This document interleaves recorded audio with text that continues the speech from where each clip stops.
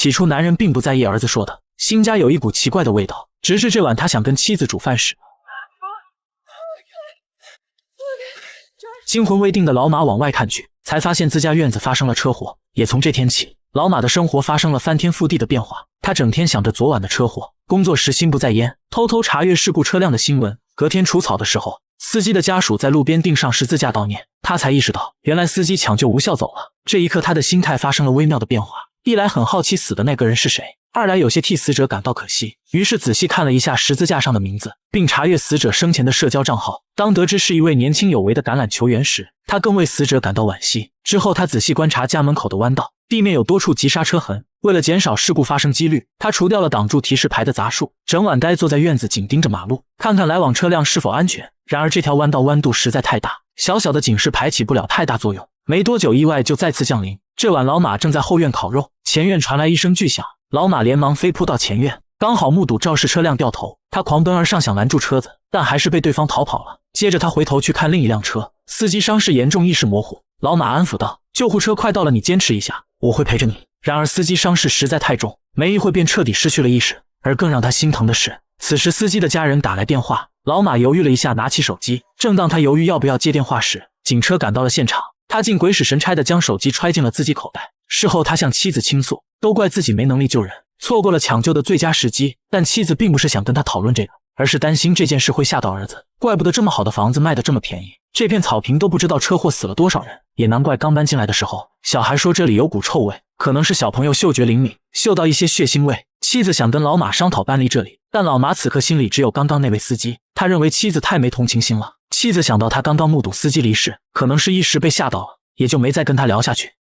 隔天老马就读取了司机手机里的资料，了解到了司机生前的经历和家庭信息，接着又跑去参加司机的葬礼，安慰当晚打电话那位女士，也就是司机的女儿。结合在手机里看到的资料，他谎称自己是司机的高尔夫球友，编造了很多谎言来安慰女人。其实他这么做的原因也很简单，就是自责没能力救活司机。这种强烈的自责心理驱使他报读了一个急救课程，上完课还不满意，还要偷偷网购一个假人回家练习。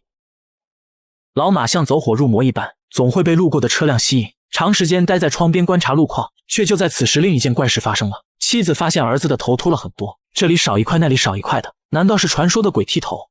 询问过后才得知，原来儿子为了缓解害怕的情绪，自己抓掉的一团头发。两人不得不带儿子做心理辅导。妻子认为是这2次车祸吓到了孩子，最好的解决办法是搬走，但老马认为搬家解决不了问题，第一时间救人才是解决办法。见夫妻俩意见不一，辅导师只好提议可以观察一段时间。事情发展到这，老马的初衷已经变了，不再是想着如何救人，而是为了证实自己能救人。他开始迫切希望家门口再发生一次车祸，好让他展现自己救人的本领。以至于妻子让他送儿子去学跆拳道，他都表现得一脸不情愿，因为他想尽可能留守在家里，一旦发生车祸就冲出去证明自己。偏偏就在他接儿子回家的时候，最不想发生的事，也是他最期盼发生的事发生了。一辆救护车快速擦肩而过，不好的预感袭来，老马立即加速追上去。果不其然，家门口一辆车燃起了熊熊烈火，老马让儿子待在车里，自己则冲回到院子。其中一辆车被烧成了废铁，另一辆车的司机被抬出来。老马紧盯着医生如何做心肺复苏，这种走火入魔的神情，似乎在说我要是早一些出现就好了，我可以救活这个人。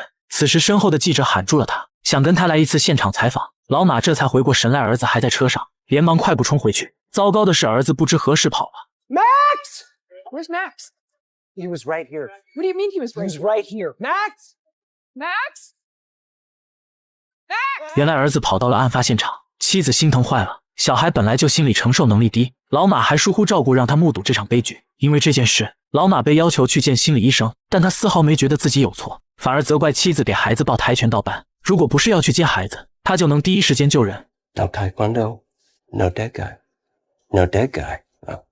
因为整天想着车祸的事，老马疏忽了很多工作上的事，导致被老板炒鱿鱼，这让本就性格懦弱的他更感到没成就感，也不敢将这件事告诉妻子。妻子执意将房子出售，他也不敢吭声，心里只想着快点再发生车祸，好让他证明自己有用。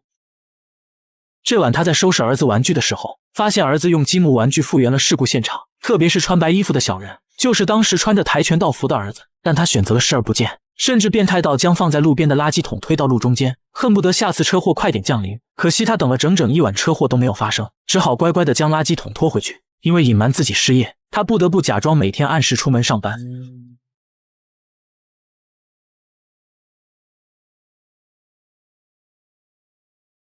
一个人在家这段时间，他躲在屋里不停练习心肺复苏，时不时守着窗边等待事故发生，迟迟等不到事故就在网上翻看车祸录像，看看别人是怎么救人的，万一到时候能派上用场。就连有人过来看房子，他都告诉人家房子不卖了，但纸始终包不住火。下午夫妻俩来到心理医生那了解孩子的情况，医生表示孩子的情况并不严重，不像是因为车祸引发的恐惧，可能是一些别的原因。这话可把老马乐坏了，这番话无疑是证明他的观点是对的，妻子的观点是错的，没必要搬离这里。但谁对谁错他自己清楚，毕竟儿子摆的积木已经很明确告诉他，就是受到了车祸的影响。但老马偏偏为了证明没必要搬家，隐瞒了这件事。咨询到一半，妻子收到中介来电，才知道老马跟别人说房子不卖了，气的妻子立即回家收拾行李。 Where I am trying to sell our house and you are trying to sabotage it. Rachel, they were pregnant. I couldn't in good conscience not tell them. It wouldn't be ethical. You mean like the way that you didn't tell me you got fired? What? You were fired.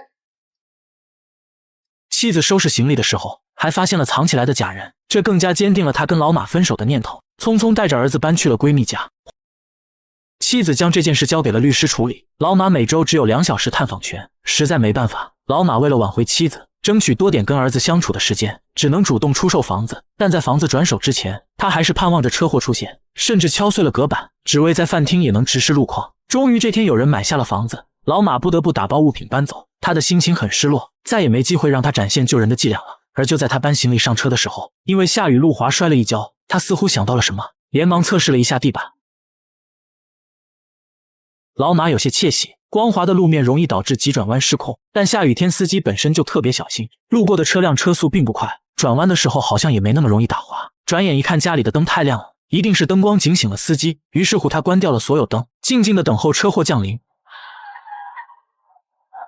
还是不行，老马只好乖乖回到货车收拾行李。可转念一想，如果自己搬走后才发生车祸，其他在场的人要怎么救人呢？为此他将工具整齐划一摆好，将急救包压在上面，希望有人能用得上。可再想一想，今晚是最后一晚在这个家，过了这个村就没这个店了，索性拿着水枪对着弯道喷水。这还没完，他还要锯掉急转弯提示牌。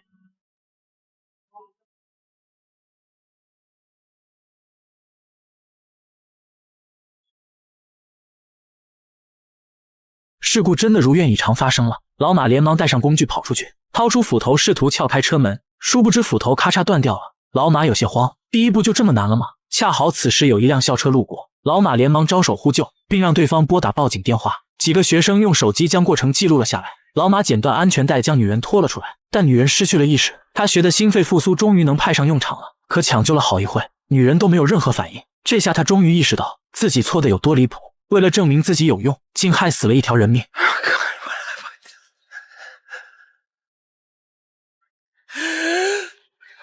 此时救护车也赶到了现场，老马将女人交给救护员处理，